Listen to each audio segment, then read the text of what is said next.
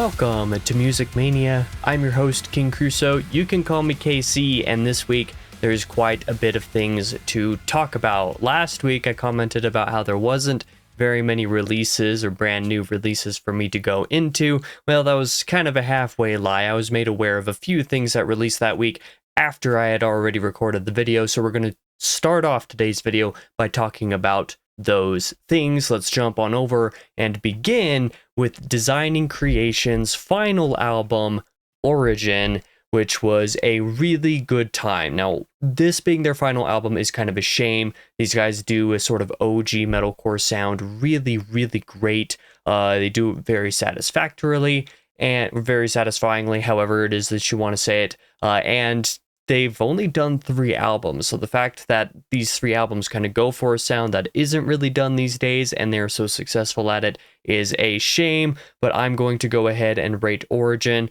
for at least my first listen through. I'm going to give this 4 out of 5 and say I recommend Origin. It was a very good album, and we'll be talking a little bit more about Designing Creation a little bit later on in this video. Moving on, we're going to talk about Visions by 18 April. Now, Just an Illusion is the guy that has been referring me to plenty of these releases. Both of these albums were put on my radar because of him. Visions was a solid album. I would say there's a couple major I guess aspects of confusion that I have with this. The intro track is a really great build-up, but doesn't really go into the first full track of Cold Plains very well. But then the next few songs are basically all really good. The last few songs being redux versions of previous singles that they had released are kind of just okay. Invasion as an outro doesn't really make sense. And then of course the 3, redux singles kind of don't really fit on the identity of the album as a whole, unless they were like maybe put in there a little bit better, I guess I could say. But overall, it was a good time nonetheless. I think the cleans can be a little bit odd at times, including I believe Cave was the example that I can think of right away. That was a really obvious, I don't know how I feel about the cleans in this song versus songs like Empty, which utilize the cleans really well. Overall, I'm kind of debating between 3.5 and 4 stars for this thing. The really high moments make me want to push it up to 4 stars, but I'm going to say 3.5 as a whole on balance and say I recommend Visions. Review album X.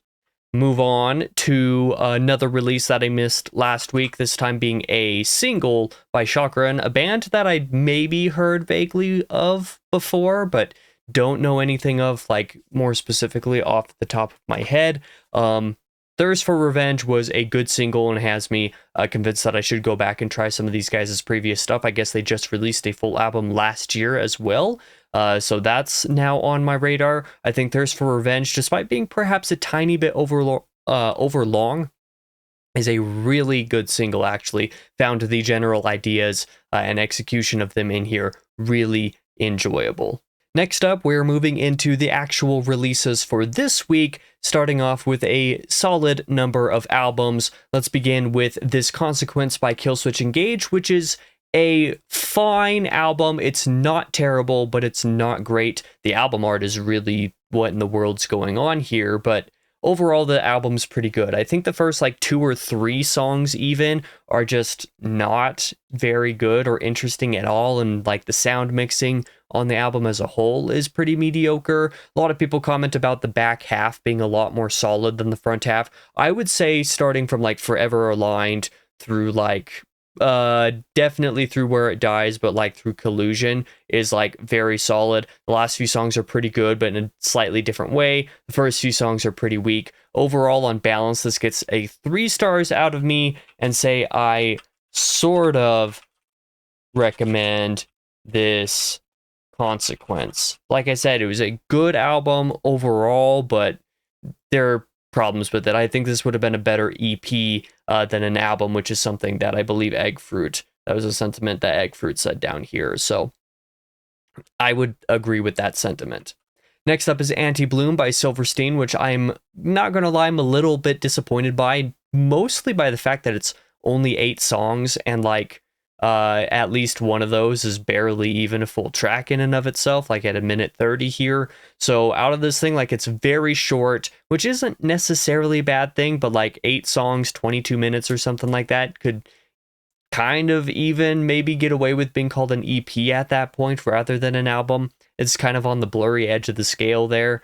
Overall, solid. I think the singles are generally a lot better than the non-singles, and I always get a little bit salty when bands release all of the best songs as singles, and that's kind of what Silverstein did here. I'm going to give this 3.5 stars because I really enjoy some of the songs, especially Confession was one of my favorite songs of 2024. And I'm going to say I don't really recommend Anti-Bloom and say outside of the singles because that's generally the truth. There is only like one of the non-singles that I would say is really great, and that was I Will Destroy This. The rest of them are just kind of there, is basically how I feel about it. Next up is 1000 Needles, an instrumental, like sort of electronic vibey album by 4 Seconds Ago, which is a side project of 2 of Periphery's guitarists. And I enjoyed this. I was a little bit surprised to find myself not fully engrossed by it all the way through, but there are plenty of great ideas here, even if I think the album's maybe just a tiny bit longer than it strictly needs to be. The last song is maybe the best song on the album. There's a couple great songs here in the middle with Trail Breaking and Plead the Fifth. The opener and even, the first couple singles here, Bump the Lamp and Muse, are solid. Like, they're good for the vibe they're going for, but this is definitely not an instrumental album that I'm going to be coming back to a lot. So we'll say 3.5 out of 5 and say I think I recommend 1000 Needles. Getting a lot of variation on my recommend formula this week, that is for sure. Next up, I believe after this, I think there might be one more album. Yes, there's one more album that released this week that was kind of a surprise release, actually. I don't know if it's fully re-recorded, but at the very least, it's a redux version of Wide Eyes' 10-year-old album at this point, Terraforming, which is definitely not one of my favorites, but I think it's overall their most listened to. Maybe Paradoxica is their most listened to album, I don't know, but this one seems to be the one that people know the most when it comes to fans of the band, but not an album that I particularly connected with. Still a good time. I love White Eyes. They're maybe my favorite instrumental artist as a whole, so that's definitely not to say this is bad. In fact, I actually like the redux of this, not just because it's bringing up an old album to be kind of up to snuff, but because the way that White Eyes redid this thing kind of made it new. Like, there's plenty of moments on this thing that just didn't even feel like the original album. It feels like an expansion of it or something like that. The intro track is kind of unnecessary in my opinion, and I think it's even longer this time around and more unnecessary on the redux than the original version. That might be me imagining things, but even so, the rest of the album sounds surprisingly new and distinct, which is kind of cool, and I really appreciate that. And say I recommend Terraforming, if I could spell literally anything while I'm talking without struggling, which is always a struggle. We'll say review that album just like that. And now I believe we're moving on to singles. There's no EPs to talk about this week, but there is a whole boatload of singles, so let's try to plow through these as quickly as I can. I always say that and always fail to do so, so let's just go on with the couple of surprise singles that released from A Day to Remember, Make It Make Sense, and then LeBron, which were both solid songs. Make It Make Sense is a pretty simple average 3.5 out of 5. None of the things that it's doing are exceptional, but it's a solid version of A Day to Remember, and the things that I like about it are good. The riff is good. Vocals are a little weird sometimes, but that's basically my only active criticism of it. LeBron, I don't know why I'm misspeaking so much today. It might be because I'm annoyed by the fact that I had to reset everything, because restarting Windows when there's updates ruins everything that relate to audio. LeBron is, rather than the more metalcore side of things, like Make It Make Senses, LeBron's a little bit more on the pop punky side of things, a little bit more generic and standard. I'm going to give it the low average 3 stars and call that what it is. Both of these were just solid singles. I don't recall if I've actually listened to Feedback at this point, but I know like Miracle, which released a couple years back, is maybe my favorite A Day to Remember song ever. So generally speaking, if all of the songs on the Big Ol' album, at least on the first volume, but as the Big Ol' album as a whole, end up being, just good executions of what they're doing, even if they're not exceptional, I'll be more than happy with this album, and way more happy than I was with You're Welcome. So looking forward to more from these guys when the full album drops on streaming here soon, because I don't feel the need to get a physical version of this just to listen to it early. That Was Then is a single by Luna Wright. This artist I discovered because of Nick Nocturnal's like what are the best undiscovered artists or whatever, where he has some of his viewers on Twitch link him to bands that have less than 1,000 monthly listeners on Spotify. So Luna Wright was an example, and I kind of liked the sound that they were going for. That Was Then was kind of an okay song, though. It's not bad by any means. It's just really long. It's like 5 minutes long, or over 5 minutes or something. Oh yeah, it's right about 5 minutes long, and I don't think it needed to be more than like 3.5. So that really drug it down for me, even though the ideas are good. Bludgeoned to Death by Brojob. Say what you will about these guys, they're kind of a meme, and purposely so. Bludgeoned to Death was actually maybe the first song that I've listened to from these guys that I like actively enjoyed listening to while I was listening to it, although that doesn't necessarily say a lot, because I've not listened to a ton of these guys' work, basically just the album they released last year, and that's about it. But this song was definitely fun and good, so, take that as you will. A buddy of mine has a band called Crucigen, and they released a new single called Strident Dreamer. Very solid. Also a little bit long, but like very solid execution of all of the things it's doing. If you are a fan of any form of the metalcore that like Glass Crown or Before I Turn or anything resides, this is not going to disappoint you, I would say. I would also say that the vocals on this are actually surprisingly good. The cleans are meld really well with the music in a way I wasn't expecting, so I enjoyed that single. Harper released a new single called Thorn in My Side, and this is actually probably the best Harper song, not least because I was listening to the first, 30, 45 seconds or something like that. I was thinking, it would be really great if Harper really explored some clean vocals, because up to this point, it's mostly kind of the same style of unclean vocals. Solid execution, but wanted a little bit more expansion on there. And this song had a very good clean vocal chorus. I was very surprised by it. I'm going to give this an easy 4 stars. Like I said, might be the best song that she's performed up to this point. So good on her. Look forward to seeing more that she does. Disturbed is a band that I really enjoy whenever I'm in the mood for them. They're a very consistent band and kind of a gateway artist. And quite frankly, I think they're solid. I don't think there's a single one of their albums at this point that I would say I dislike. That's how consistent they are. So even though I'm not frequently in the mood for them, when I do enjoy the sound, I really enjoy the sound. And listening to the single, I Will Not Break, I was super into the sound. I'm like, Disturbed is just really good, really consistent. I'll give this an average 3.5 instead of 4. But I Will Not Break is a solid execution of that. Has a little bit more build up at the beginning than I'm used to. It had a solo in there that I wasn't quite expecting. So even though it's long, it's nearly 5 minutes long, it's solid. It's very solid. I think Disturbed is definitely one of those artists that I just enjoy for being consistent, like I said before. So that's basically what I'll say about this. Hopes Up by John Waller, definitely a different type of vibe, more contemporary Christian music. I talked about Burn Still several weeks back earlier in the series and said I wasn't really a fan of that song, thought it was a little bit too long, didn't love all the songwriting decisions. Hopes Up was a much better execution of the John Waller formula that I was expecting, and was definitely a vibe when I listened to it yesterday. So that's that.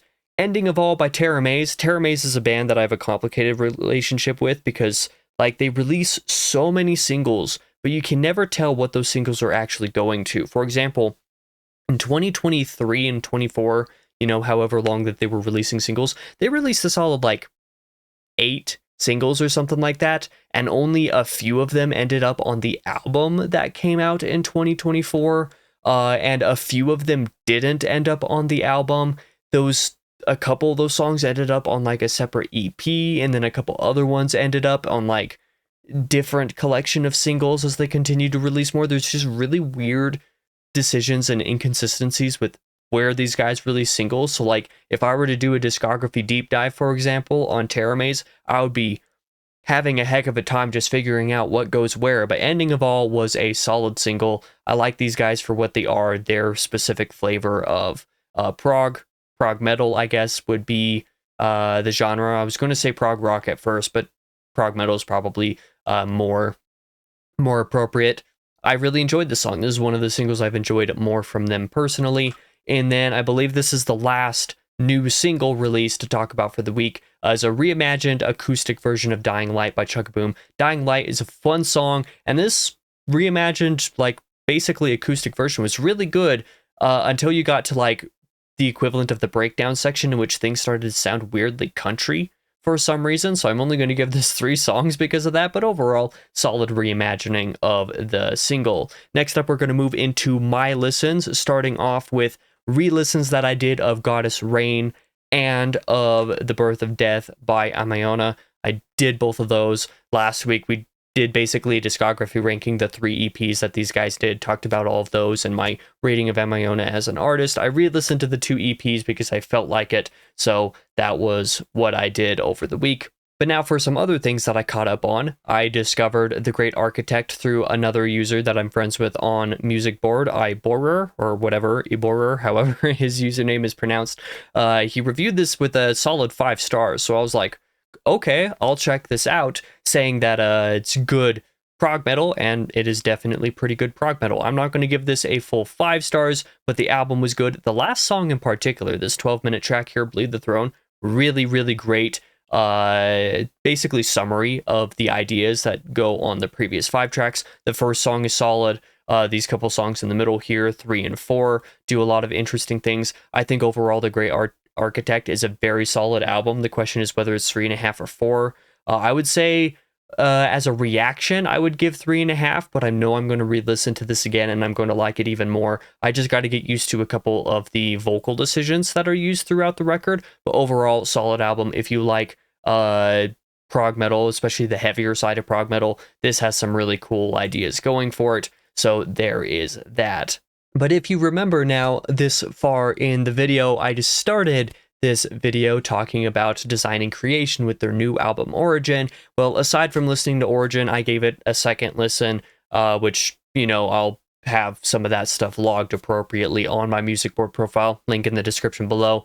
A little bit later, I do some of the actual writing, the reviews and stuff after I talk about them in these videos. So maybe by the time this comes out on Monday, you'll see all of that stuff appropriately on my profile. But even so, I went through Designing Creations, the rest of their discography, the other 2 albums that they released, because Origin was such a good execution of the OG metalcore. I should have said this when I talked about Origin. If you like the riffy side of metalcore, like say the August Burns Red type of riffiness in their early career, I mean over their entire career in general, but especially the early career, the 2000s metalcore sound, these guys have a super solid execution of it.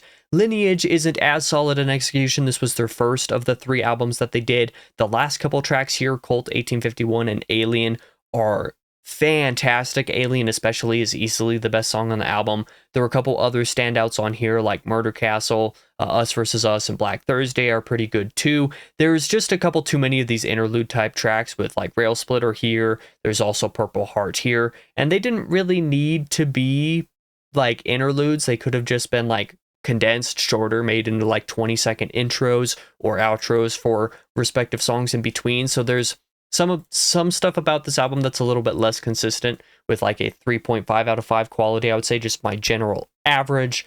I recommend Lineage, but it's definitely not as good as Origin is.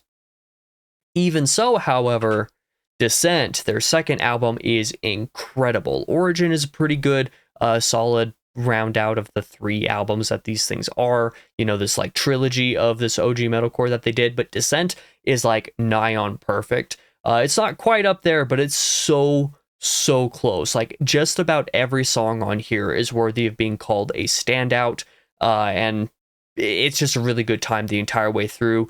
Like if I was being a little bit more critical, I would give this 4.5 out of 5 and say like, oh, it's hard for it to be perfect, but like it's so close to perfect. I'm giving Descent a full 5 stars. I'm going to say, please don't skip, in all caps, Descent. Especially, I guess I'll spell it out all the way, especially if you love OG metalcore. And I'll call that my review for this, and I'm pretty sure that is all that I have to talk about this week. Oh yeah, I guess I'll say that because I did the whole listening for design and creation here, that I did a discography ranking, quote unquote, with the 3 albums on here. Like I said, it's kind of a shame that Origin is the last album that these guys are going to do, because all 3 of these are great, and OG metalcore is not something that happens these days very much, but very good band. I definitely recommend them. So I'm actually going to rate the artist as a whole, like easily a 4-star, but like it might even be 4.5 star. It's just, I'm slightly biased by the fact that I prefer more modern metalcore versus the 2000s metalcore, for example. But I will say, I'm actually going to say, please don't skip, not in all caps. I might change the heading of the Descent review, but definitely I'm going to say, please don't skip designing creation. And I forget what my average rating for them would be at this point. I know what I rated them. I said 3.5 star plus 4 star plus full 5 star, I believe. So if you divide that by 3 albums, you get an average rating of 4.2 out of 5. So that is going to be my artist rating for design and creation, and that, I believe, is actually where we'll end for the week. Thank you for sticking through this if you did. If there's any releases that I happened to miss over this weekend, which I sure hope there wasn't that many things I missed, because there was a lot of things to talk about as there was, please shout those things out. I know we're expecting like Architects and Spirit Box and a couple other albums here in the next couple of weeks, and I'm looking forward to those releases. Give me a shout out for any other albums, especially in the core realm of music, that I should keep my eye out on over the next couple weeks as well. Maybe that I don't know about or that I'm not following artists from. If you happen to know those things, give those a shout in the comments below as well. Thank you one final time for watching. For now, I've been your host, King Crusoe. You can call me KC, and I hope to see you guys next week.